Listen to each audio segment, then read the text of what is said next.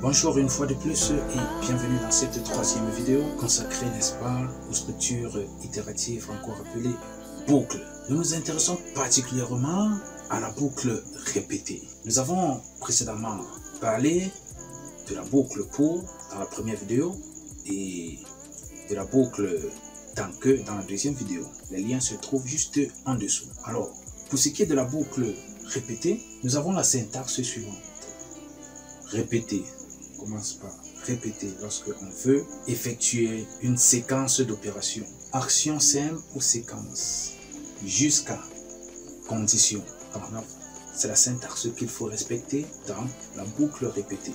Alors, nous avons un exemple. Écrire l'algorithme permettant d'afficher les valeurs de 10 à 25. Ça, c'est bien évidemment en utilisant la boucle répétée, puisque c'est l'objet de la vidéo. Donc, comme toujours, il faut respecter la structure d'un algorithme de 3 parties.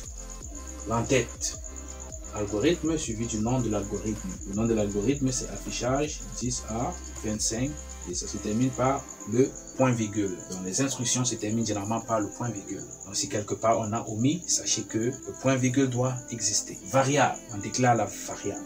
Ici, j'ai choisi J comme variable que je dois utiliser dans la boucle. C'est un entier. Le code de l'algorithme, c'est entre début et fin. On initialise la variable. Je précise encore que dans la boucle tant que et dans la boucle répétée, il faut initialiser les différentes variables. Alors que ce n'est pas le cas dans le cas de la boucle pour, puisque la boucle pour se charge déjà d'incrémenter au fur et à mesure. Ensuite, nous passons maintenant à la boucle répétée.